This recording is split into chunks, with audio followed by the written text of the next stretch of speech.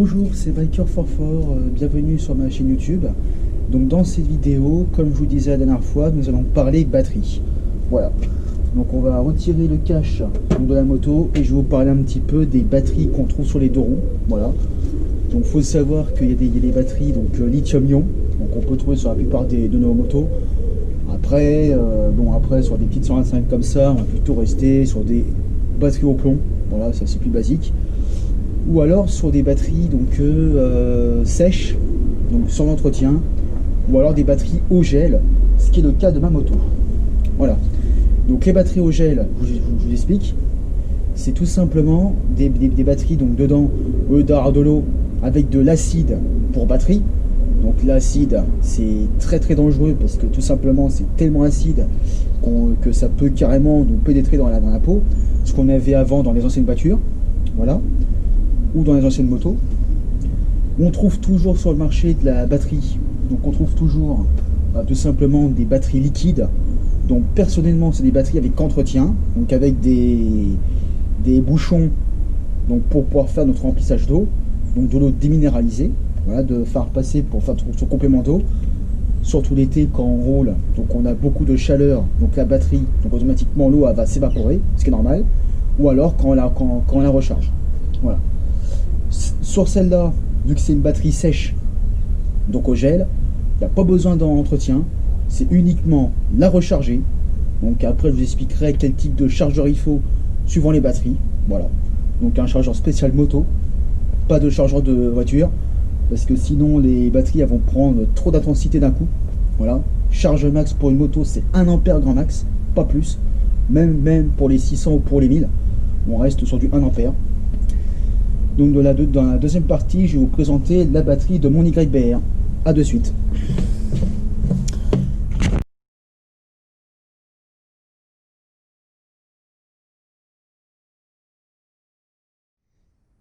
Donc les amis, je viens d'ouvrir donc le caisson batterie. Donc la batterie se trouve ici. Donc c'est une USA. Donc je vais vous rapprocher pour que vous puissiez voir un petit peu donc une batterie de moto. Donc c'est tout petit. Voilà, c'est une batterie au plomb. D'accord, donc c'est une USA, une 6,3 ampères-heure, d'accord. Donc on peut avoir une tension de décharge jusqu'à 100 ampères. Donc bon après ça dépend après, mais généralement bon c'est des petites batteries comme ça. Donc là on est sur une batterie type gel, voilà, une batterie pas sèche si on peut dire ça, mais c'est une batterie avec du gel dedans, d'accord. Donc USA c'est une batterie très haut de gamme. De très bonne qualité qui peut durer des années si on l'entretient bien. Nous avons des bornes donc avec des vis, voilà, et ce câble là c'est pour le chargeur. Voilà, nous avons un petit câble de charge pour la recharger, voilà, avec un chargeur intelligent que je vais vous présenter après. Donc ces batteries là donc elles sont assez fragiles. Voilà, donc faut les recharger, donc je dirais assez régulièrement, voilà, de manière à ce que la batterie ne descende pas trop. Niveau après comment dire, démarrage, donc on peut faire plusieurs démarrages, hein. Caler ça peut arriver, voilà. Qu'est-ce que je peux vous dire d'autre? Donc c'est une batterie sans entretien, voilà.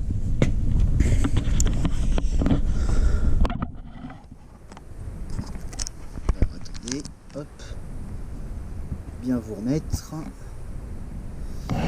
Voilà, attendez 2 minutes. Voilà, donc ça c'est des batteries sans entretien, donc très simple d'utilisation. Quand c'est une batterie neuve, donc déjà ce qu'il faut faire, déjà, c'est vérifier sa tension avec un voltmètre. Vous prenez un voltmètre, vous testez aux bornes moins et plus de la batterie, et généralement chargé, faut que ce soit aux alentours de 13 volts 5 ou 13 volts 6. Voilà, le minimum c'est 12 volts. Donc c'est des batteries de 12 volts d'ailleurs sur les deux roues aussi, comme sur la voiture, pareil. Voilà, sauf que les batteries sont beaucoup plus petites, parce que vous doutez bien que sur une moto, on va peut-être une batterie de voiture de 50 ampères-heure, c'est pas possible. Donc nous avons des batteries qu'on connaît, tous les bikers et tous les motards qui font de la moto, donc des petites batteries comme ça. Donc généralement c'est des batteries qui sont assez compactes, hein, qui sont assez petites, Après, sur les plus gros, sur les grosses motos et sur les plus grosses cylindrées, donc on peut monter jusqu'à 12 ampères-heure. Voilà, à peu près, d'après ce que j'ai compris. Et sur celle-là, donc on va être sur du 6,3 ampères-heure. Ce qui est largement suffisant pour une YPR. Voilà. Sachant qu'il n'y a pas d'électronique super non plus à avancer, on est sur une moto simple. Voilà. Donc on a vraiment l'essentiel pour pouvoir fonctionner. Donc je vais vous faire une autre partie pour vous présenter quel type de chargeur je préconise pour les batteries de moto. Voilà. Parce qu'il faut savoir qu'on a des chargeurs lents, de type lent, nous avons des chargeurs rapides, mais nous avons aussi des chargeurs, on va dire, qui maintiennent la tension de charge, ce qui veut dire qu'on aura un cycle de maintenance pour la batterie, donc pour l'hiver, ou quand on ne roule pas pendant plusieurs mois. Donc c'est un chargeur qui va faire un cycle de recharge de la batterie, de maintenance, donc pour équilibrer les cellules. Donc dans une batterie au plomb, il faut savoir qu'on a plusieurs cellules. On peut voir ce qui sépare au niveau des traits. Donc là, il y a 1, 2, 3, 4, 5, 6. Il y a 6 cellules dans cette batterie.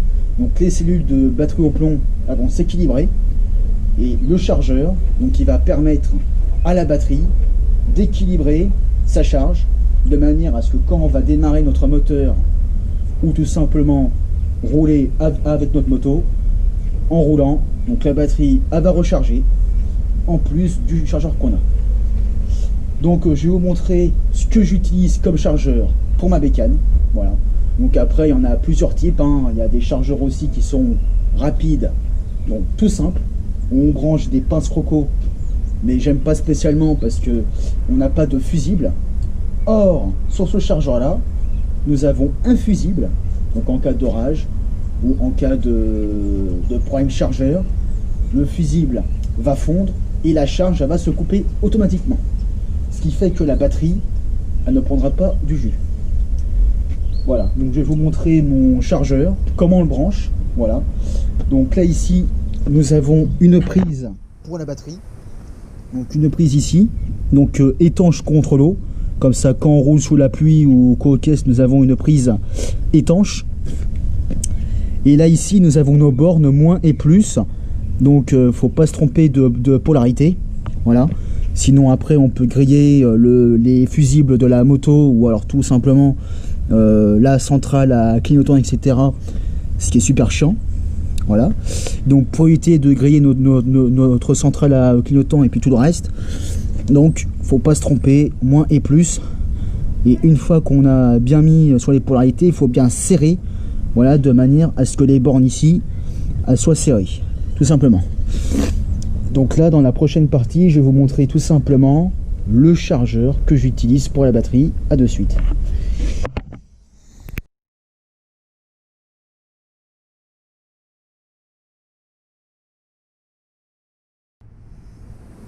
Donc là je vais vous présenter mon chargeur, donc c'est le Optimate 4. Voilà, donc c'est un chargeur intelligent, donc qui charge les batteries donc en une intensité de 1 ampère. Voilà, donc je vais vous montrer comment il est. Donc ce chargeur se présente comme ça. Donc vous avez maintenance de la batterie, donc tout simplement si une batterie est complètement déchargée, qu'elle n'a pas été rechargée depuis plusieurs années, donc la maintenance, le chargeur il va essayer de vous remettre en forme votre batterie. Après la charge, il va vous mettre un coup de boost, donc de 1 ampère dans la tronche de la batterie pour pouvoir la faire revivre en quelque sorte. Voilà, surtout les batteries au plomb. Et l'intérêt de ce chargeur là, c'est que si on branche pendant 6 mois ou pendant 1 an ou pendant 4 mois, le temps qu'on ne roule pas avec notre bécane, donc tout simplement ce chargeur il va stabiliser votre batterie. Donc vous avez, avec le kit du chargeur, vous avez des petites pinces croco juste pour la recharger comme ça, mais vous avez aussi ce petit câble là sur votre moto que vous installez directement sur la moto. Donc vous branchez directement votre batterie sur ce cordon là. Donc je vais vous montrer comment on branche le chargeur directement sur votre moto. Donc c'est pas très compliqué. Je vais vous montrer ça de suite. Donc vous avez votre cordon d'alimentation qui est ici. Donc vous le retirez ici. Vous retirez les nœuds. Hop. Vous branchez le câble sur votre moto. Alors, la prise est là. Donc ce que vous faites, c'est que vous ouvrez et vous branchez votre chargeur. Voilà. Donc faites attention à votre sélecteur de vitesse. Donc hop, vous faites passer comme ça. Et là, votre cordon, il est branché ici. Et après, vous branchez sur une prise secteur votre chargeur. Voilà. Donc ce qui va s'allumer en premier, donc c'est pas compliqué. Là, c'est là que le chargeur il est allumé. Et vous avez deux programmes. Donc je vais vous expliquer dans la prochaine partie les différents programmes qu'on peut trouver sur un chargeur Optimate 4. Donc qui m'a été conseillé par plusieurs motards. Voilà. Qui trouvent ça super. Et pour ma part, franchement, ce chargeur là, j'ai eu de l'expérience une fois. J'ai réussi à faire tenir une batterie au moins 5-6 ans avec ça, au moins 4 ans. Donc c'est pas négligeable quand même. C'est un chargeur vraiment qui booste les batteries et qui permet de maintenir en charge nos batteries au plomb. Et vraiment c'est super. Donc dans la prochaine partie, je vais vous expliquer les deux programmes et la différence entre les deux programmes. À de suite.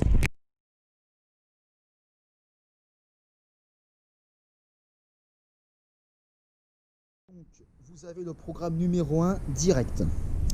Donc le programme direct, il va tout simplement recharger votre batterie avec des pinces croco. Donc surtout démonter la batterie de votre moto quand vous utilisez le programme numéro 1, parce que vous allez brancher avec des pinces croco. Il n'y a pas de fusible. Avec le programme numéro 2, donc vous avez votre cordon de charge qui est là. Sur la prise donc du plus de la batterie, vous avez un fusible sur le câble qui est connecté sur la batterie sur la moto.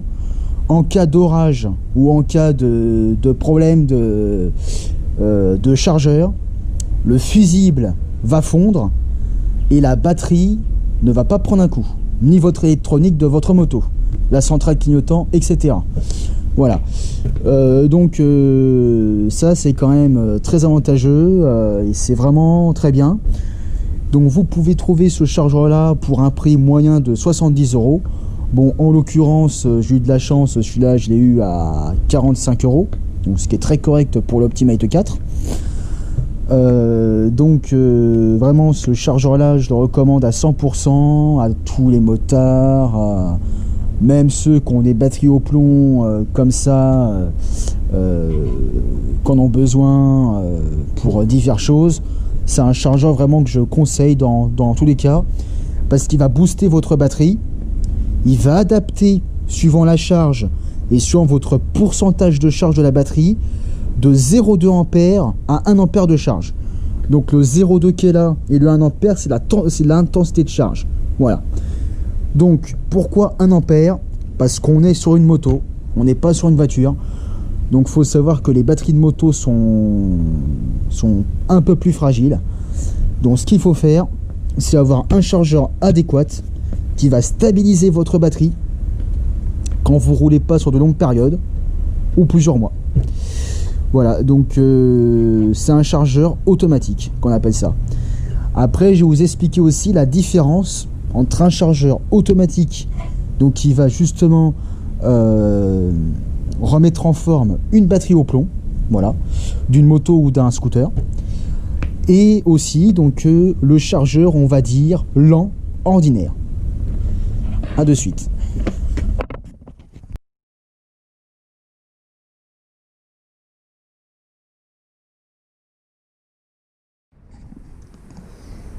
Donc il faut savoir qu'un chargeur lent de type ordinaire, tout simplement, il n'a pas de câble de charge.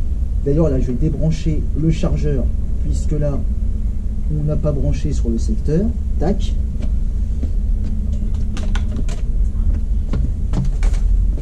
Voilà, donc tout simplement un chargeur lent, donc tout simplement basique.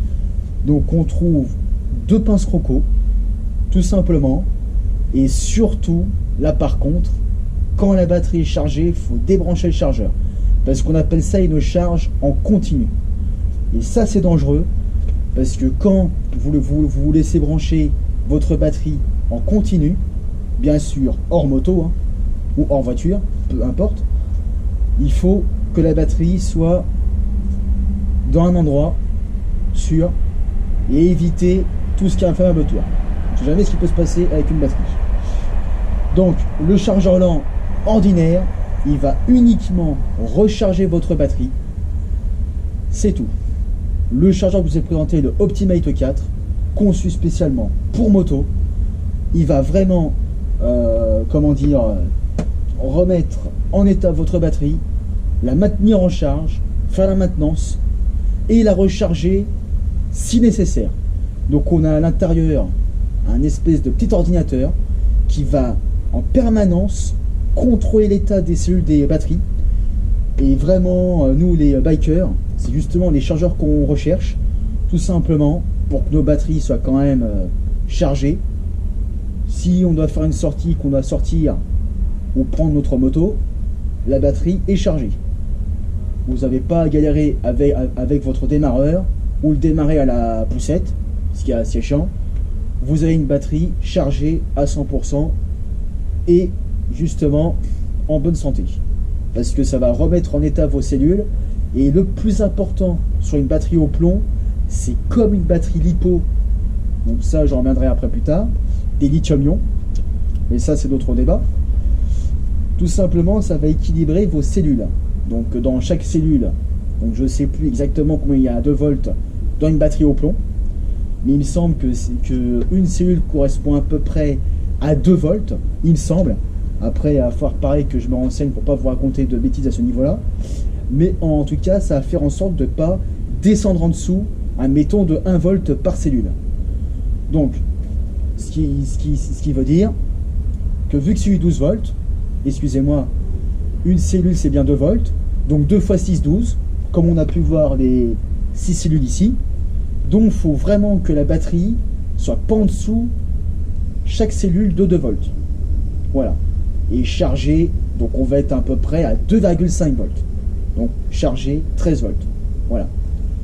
Pourquoi j'insiste sur la charge d'une batterie?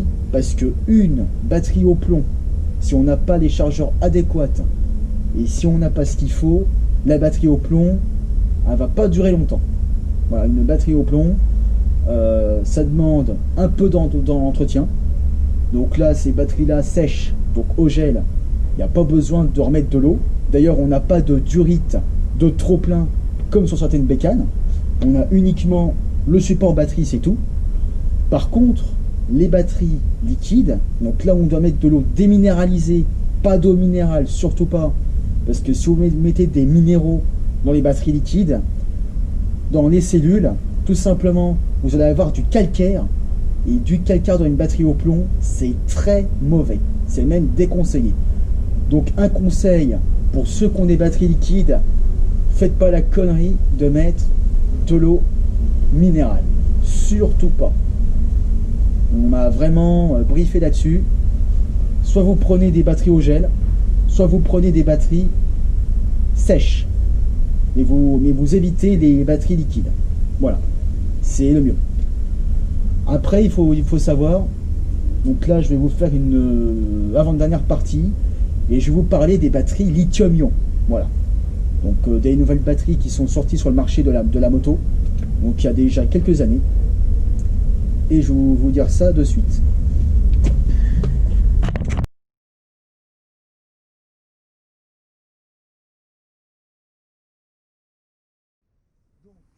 Qu'est-ce que la batterie lithium-ion? Donc il y en a plein qui vont me demander ça. Alors tout simplement, il faut savoir que vous avez la catégorie, comme j'ai dit tout à l'heure, au plomb, et la catégorie lithium-ion. Donc tout simplement, les lithium-ion sont beaucoup plus chers. Voilà. Après, pour les plus gros cylindrés, largement au-dessus de 125 qui reste une petite moto, mais sur les très très grosses motos, là par contre, les gens, ils vont passer sur des lithium-ion. Voilà. Pour ma part, ça sert à rien, parce que pour un petit moteur 125, c'est pas la peine d'avoir une batterie de dernière technologie, mais une batterie au plomb au gel basique suffit largement pour les YBR. Voilà. Par contre, pour ceux qui ont des Suzuki 900 ou 1000, pour les très très grosses de 100, de 200 chevaux, là, les énormes, on l'a bien sûr, avec beaucoup d'électronique, on va vraiment passer sur quelque chose de lithium-ion. Donc lithium-ion, pour eux, leur avantage, c'est que ça charge en quelques heures. C'est très rapide. C'est comme le lithium polymère. Par contre, le gros inconvénient et le gros point noir que je vais souligner là-dessus, c'est la recharge. Le gros souci du lithium, et je pense que tout le monde le sait, c'est la recharge. Il faut constamment surveiller la charge.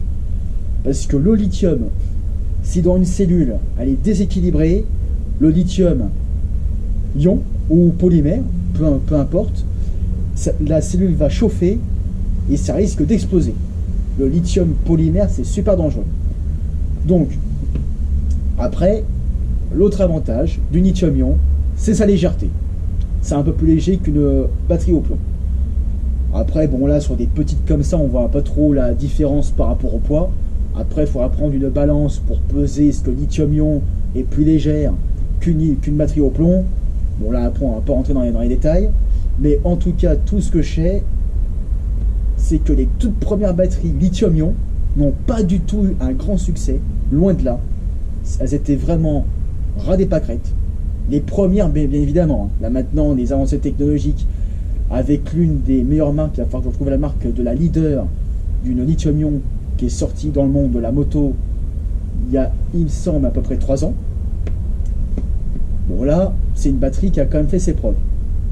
Mais, en tout cas, je vous conseille, ceux qui ont des petites 125 comme moi, des petites motos de petites cylindrées, 50 ou 125, de rester en batterie au plomb.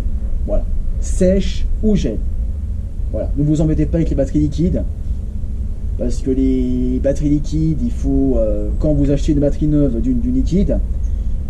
Donc je vais vous expliquer dans cette partie bonus, je vais vous expliquer comment on met en service une batterie liquide.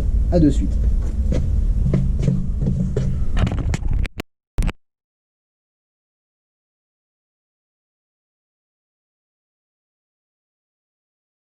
Donc, quand vous achetez une batterie liquide pour moto, vous avez votre batterie. Et à côté, vous avez de l'acide, donc sulfurique, donc pour batterie, dans des petites bouteilles. Donc c'est un petit peu comme des ampoules. J'ai déjà vu ça dans chaque concessionnaire moto. Vous avez plusieurs petites bouteilles, donc déjà remplies d'acide. Donc ce que vous faites, vous prenez votre batterie, vous dévissez vos bouchons au-dessus de chaque cellule. Donc sur les batteries de moto, généralement il y a 6 cellules, donc c'est toutes petites cellules. Vous cassez vos embouts au-dessus des bouteilles, vous retournez vos bouteilles et vous faites couler tout l'acide dans la batterie au plomb. Une fois que c'est fait, vous la laissez 24 heures sans la recharger pour que votre acide aille au niveau de chaque cellule et qu'à l'intérieur vos différents composants de la batterie puissent tout simplement créer une tension. Voilà. Une fois que vos électrolyses, voilà, je cherche les noms, vos électrolyses baignent dans l'acide, le lendemain, vous pouvez recharger votre batterie à bloc avec un chargeur Optimate 4 qui est aussi compatible pour les batteries liquides. Vous la rechargez, vous faites faire un petit coup de maintenance pour que la batterie neuve fasse plusieurs cycles de charge. Vous la montez sur votre moto, vous essayez de démarrer le moteur et normalement, en roulant, petit à petit, votre batterie va s'adapter et normalement, vous n'aurez plus de soucis. Voilà. Donc là, je vous ai expliqué déjà les différents points des batteries et des chargeurs. Après, niveau stockage. Donc après, vous allez me demander, comment on stocke une batterie. C'est pas compliqué. Ceux qui ont des chargeurs, malheureusement, des chargeurs lents, donc des chargeurs classiques, il n'y a pas 36 000 solutions. Vous retirez la batterie de votre moto, vous la mettez dans votre garage ou là où vous pouvez la mettre, vous prenez votre chargeur au plomb, alors moto standard, vous prenez vos pinces crocodiles, le moins sur le moins, le plus sur le plus. Bon, ça je ne vais pas vous l'apprendre. D'abord le moins, après le plus, et après on tire le plus et le moins. Voilà, il faut bien respecter les sens de polarité. Une fois que c'est fait, vous la rechargez. Et surtout, super important, une fois que la charge est finie, vous débranchez votre batterie pour un chargeur lent ordinaire. Si vous avez, par chance comme moi, un chargeur intelligent avec le système maintenance, dégivrage batterie, recharge, vraiment un chargeur un peu plus sophistiqué et un peu plus moderne. Donc là, vous la laissez sur votre bécane, vous mettez un câble qui est vendu avec le chargeur Optimate, vous le branchez sur les bandes de batterie, vous vérifiez surtout que vous ayez un fusible au niveau de votre cordon plus, surtout c'est super important, sinon ça ne marchera pas. Vous l'installez le mieux possible. Donc moi ce que j'ai fait, je vais vous montrer. Pour installer mon cordon, j'ai pris des petits colliers noirs rigides, voilà, pour bien installer mon cordon. Et je vous conseille d'avoir une prise étanche à la pluie, parce que si vous roulez sous la pluie ou qu'aux caisses, vous n'avez pas d'eau qui va pénétrer au niveau de votre cordon. Voilà, parce que sinon c'est très chiant, parce que ça risque de disjoncter votre batterie et votre charge. Voilà. Donc, faut savoir qu'une batterie, ça demande un petit peu d'entretien. Voilà. Qu'il faut les maintenir en forme. C'est comme nous, hein, on a besoin aussi d'être en forme. Et une batterie, c'est pareil. Voilà. Donc, entre parenthèses, pour ceux qui se demanderaient, et si on met une batterie lipo directement, je pense qu'il y en a qui se sont demandé ça directement là, de modélisme ou peu importe. Alors moi je vous dis non directement. Pourquoi de non? Parce que comme sur une voiture, et oui, il y a quand même de l'électronique, vous avez tout simplement comme sur une voiture, un alternateur. Voilà. Ce qui fait que quand le moteur démarre, donc quand je démarre tout simplement mon moteur, voilà, comme ceci, vous avez un alternateur donc qui va tourner à l'intérieur, et l'alternateur il va entraîner votre comment dire, recharger votre batterie tout simplement en roulant. Et plus vous allez accélérer, plus l'alternateur va tourner vite et plus vous aurez une tension de charge et une intensité de charge aussi. Voilà. Donc c'était vraiment entre parenthèses pour vous expliquer aussi la recharge en roulant. Donc si vous mettez une batterie lipo, donc comme je viens de la démarrer, et la batterie lipo elle va pas du tout aimer. Donc je vais vous expliquer ça pour le pourquoi du comment dans la toute prochaine partie, pour pas que cette partie là fasse trop longue, tout simplement. À de suite.